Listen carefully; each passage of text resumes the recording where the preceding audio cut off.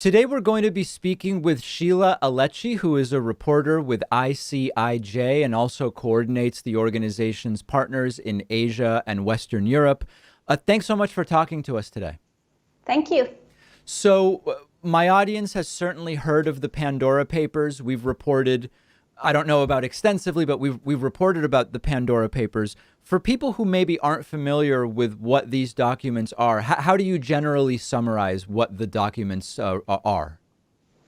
Well, I would say that Pandora Papers is an investigation based on a leak of about 12 million documents, confidential financial records coming from 14 different financial service providers from around the world, from the most secretive jurisdictions, including Seychelles, Cyprus, BVI, and so forth. And what these documents tell us is how the offshore financial system works, but not just that, also how the global economy in a way works, because the system that thrives on secrecy and anonymity is basically a big part of the global economy right now. And sorry. Some of the biggest headlines related to prominent individuals, politicians, elected officials, functionaries of other kinds, well-known people. I don't know if secretly is the right word, but certainly behind the scenes, using a lot of these other mechanisms and instruments for their own personal finances. Is that a fair assessment? I think so. What we found was that more than 300 politicians, including more than 30 current and former country leaders, used shell companies and offshore trusts to hide wealth from their own citizens as well. So public elected officials such as the president of Kenya, the king of Jordan, the then prime minister of Czech Republic, and other prominent politicians used these kind of structures to hide wealth or buy real estate around the world. And obviously, we have to be careful here. We don't want to say that all of this is illegal. Much of this actually is legal and legitimate. But the problem here is actually that it allows people to avoid scrutiny. And so it can be used by husbands who don't want their divorcees to know about their assets, as well as criminals who don't want authorities to know about their assets. How does the ICIJ obtain these documents, to the extent that you can talk to us about the process? Yes, we don't comment on our sources. We obtain these documents, and what we did initially was fact-checking most of them and trying to figure out whether they were accurate and where they were, fake documents. And the way we do this is a process that we have learned to do over time, because this is not the first offshore financial project that we do. We obviously check the leaked documents against public records. We always involve journalists from many different countries who have the expertise and the sources who allow us also to verify the information, whether it's true or not. And as you know, we don't publish the whole data set, because there are confidential information and also information that may not be true. So we try to go publish only stories that we are able to verify and also ask comment for. Yeah, that was going to be my next question about asking for comment. In many types of stories, when someone is written about, you ask that person for a comment, there's a deadline, they have the opportunity to say something or to say no comment or to not even respond at all. Here, the story is really the documents. And if the documents are accurate, the concept of a comment is a little bit different, right? Because it's basically, what exactly are we asking for when we ask for comment about a document? Well, we want to know the context because sometimes you don't have the story in one document. You may know that one person set up a company and that's it. You may know what it is for. Sometimes you don't even know what the purpose of this company is. So obviously we want to know. And we also want to know the purpose, for example, if it was for tax reasons or not.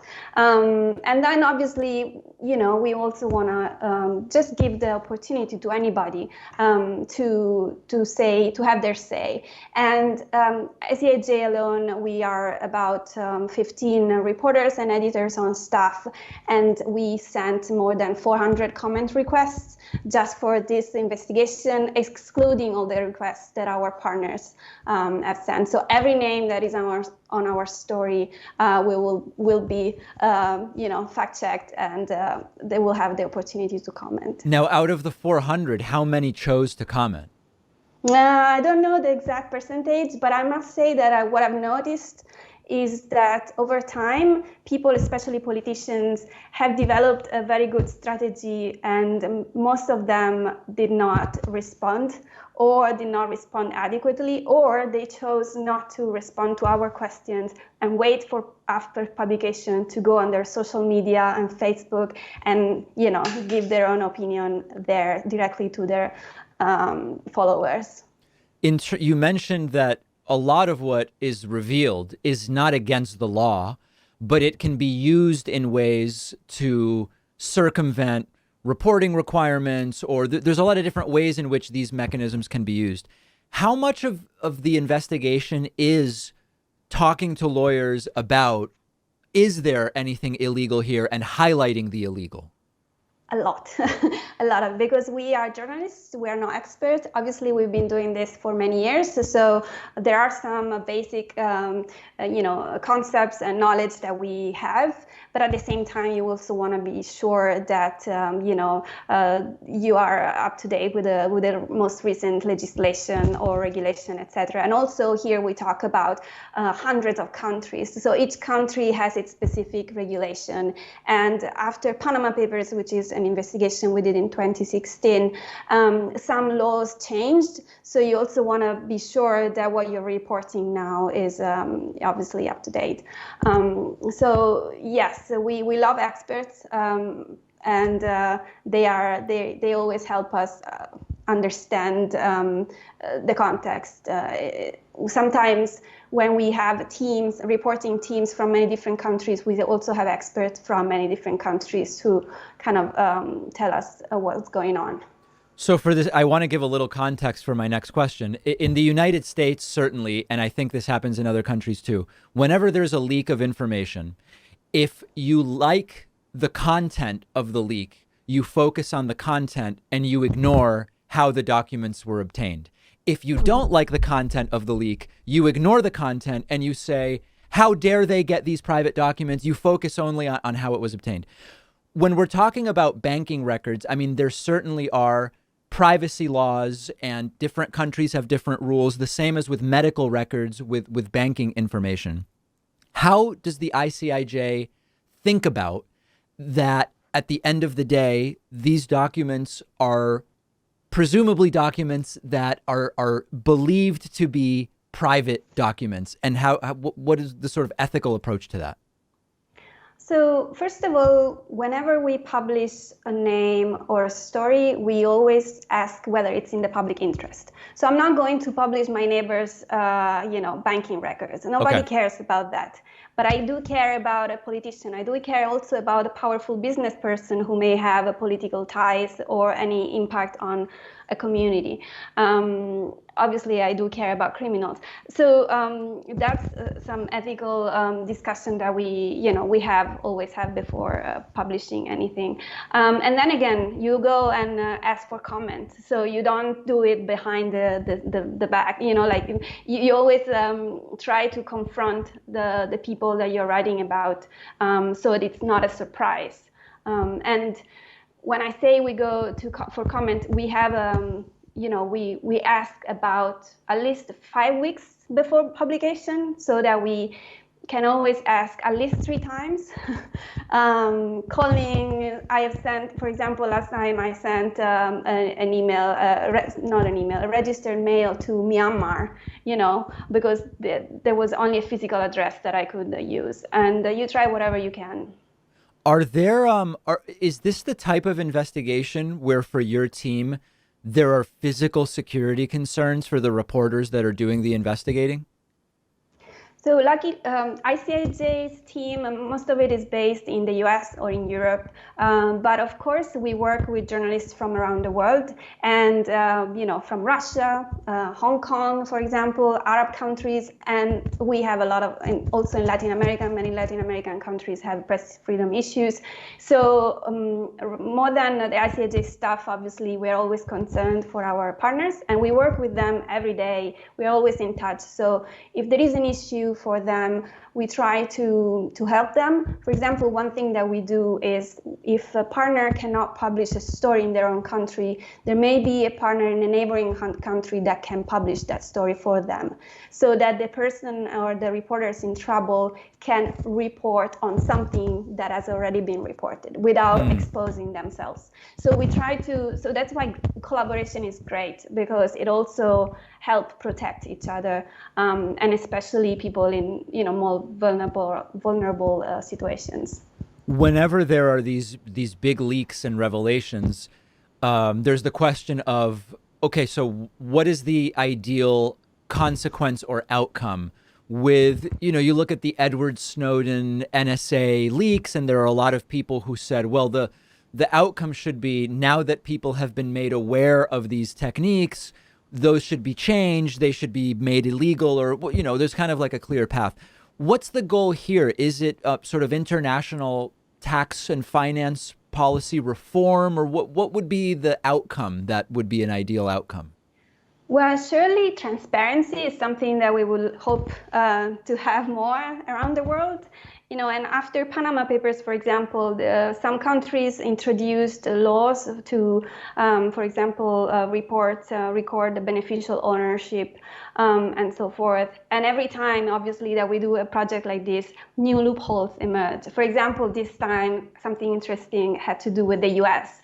And what we learned was that while smaller jurisdictions, for example, like Bahamas, were trying to improve their own system, huge economies like the US were actually becoming the go-to place for people to hide money. And so this time, we really hope that it's the US that actually step up and improve their own regulations. When it comes to people like Elton John, Jackie Chan, Shakira, named in the papers, talk to me about the public interest there. And to be clear, I'm not saying there is no public interest. It seems different than an elected official that might influence policy, however. So I'm curious about the public interest when it comes to entertainers. I understand that there is a difference between a politician, an elected official, and a pop star. But at the same time, these people have a lot of influence, even if it's just on people, a lot of impact on everybody. And so they kind of like they chose a public life in a way, and so obviously their finances, if we find something that is worth reporting, then that can be, put on scrutiny. At the same time, we always go and ask for comment. And so, for example, there were a few of these celebrities that came back saying that they had done nothing wrong, and which we also reported, like models, etc.